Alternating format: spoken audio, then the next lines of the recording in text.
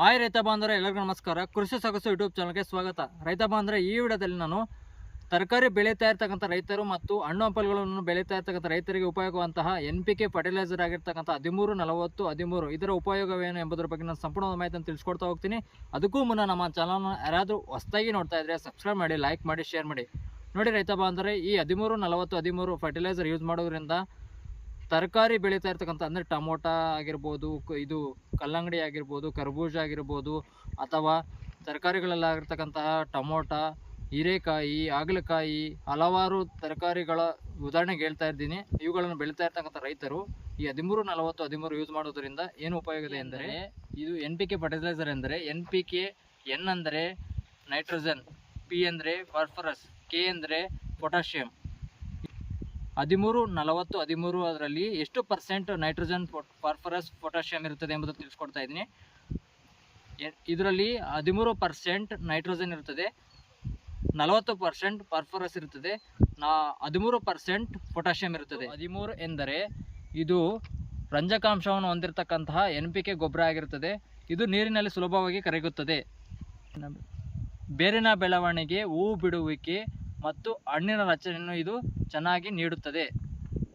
ಈ NPK fertiliser ಆಗಿರ್ತಕ್ಕಂಥ 13-40-13 ಯಾವ ಸಂದರ್ಭದಲ್ಲಿ ಬಳಸಬೇಕೆಂದರೆ, ಸಸ್ಯಗಳ ಬೆಳವಣಿಗೆ, ಹೂವು ಬಿಡುವಿಕೆ ಸಂದರ್ಭದಲ್ಲಿ, ಹಣ್ಣು ರಚನೆಯಾಗುವ ಸಂದರ್ಭದಲ್ಲಿ ಇದನ್ನು ಬಳಸುವುದರಿಂದ ಉತ್ತಮ ರಿಸಲ್ಟ್ ಬರುತ್ತದೆ.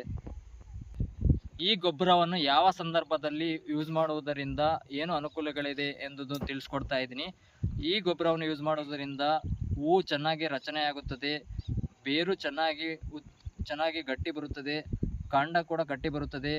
ಇದು ಹೂವು ಬಿಡುವ ಸಂದರ್ಭದಲ್ಲಿ ಯೂಸ್ ಮಾಡೋದರಿಂದ ಹೂವು ಚೆನ್ನಾಗಿ ಉತ್ಪತ್ತಿಯಾಗುತ್ತದೆ, ಕಾಯಿ ಕೂಡ ಚೆನ್ನಾಗಿ ಜಾಸ್ತಿ ಬರುತ್ತದೆ.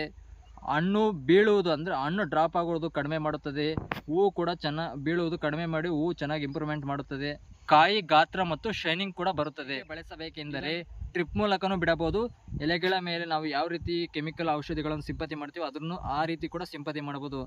ಇದು ಎಕರೆಗೆ 750 ಗ್ರಾಮ್ ಅಂತೆ, ಅಂದರೆ ಪ್ರತಿ ಲೀಟರ್ಗೆ 5 ಗ್ರಾಮ್ ಅಂತೆ ನಾವು ಎಲೆಗಳ ಮೇಲೆ ಸಿಂಪತಿ ಮಾಡಬೇಕಾಗಿರುತ್ತದೆ. ಇದು ಡ್ರಿಪ್ ಮೂಲಕ ಬಿಡುವುದಾದರೆ ಎಕರೆಗೆ 2-3 kg ಡ್ರಿಪ್ ಮೂಲಕ ಬಿಡಬೇಕಾಗಿರುತ್ತದೆ. ಈ 13-14-13 ಫರ್ಟಿಲೈಸರ್ ಬಂದುಬಿಟ್ಟು ಮಹಾದನ್ ಕಂಪನಿ ಮತ್ತು ಯಾರಾ ಕಂಪನಿಗಳನ್ನು ಯೂಸ್ ಮಾಡಿ ಚೆನ್ನಾಗಿ ರಿಸಲ್ಟ್ ಬರುತ್ತದೆ. ಇದರ ಕಾಸ್ಟ್ ಬಂದುಬಿಟ್ಟು 3,500ದಿಂದ 6,200 ರೂಪಾಯಿವರೆಗೂ ಇರ್ತದೆ. ಇದನ್ನು 6,000 ಆಗಿರ್ಬೋದು, 25 kg ಬ್ಯಾಗ್ ಆಗಿರುತ್ತದೆ. ಇದನ್ನು ಯೂಸ್ ಮಾಡೋದ್ರಿಂದ ಬೇಗ ರಿಸಲ್ಟ್ ಕೂಡ ಬರುತ್ತದೆ. ಇಷ್ಟು NPK ಫರ್ಟಿಲೈಸರ್ ಆಗಿರ್ತಕ್ಕಂಥ 13-40-13 ಬಗ್ಗೆ ತಿಳಿಸ್ಕೊಡ್ತಾ ಇದ್ದೀನಿ. ನೆಕ್ಸ್ಟು ಬೇರೆ ಫರ್ಟಿಲೈಸರ್ ಬಗ್ಗೆ ತಿಳಿಸ್ಕೊಡ್ತೀನಿ.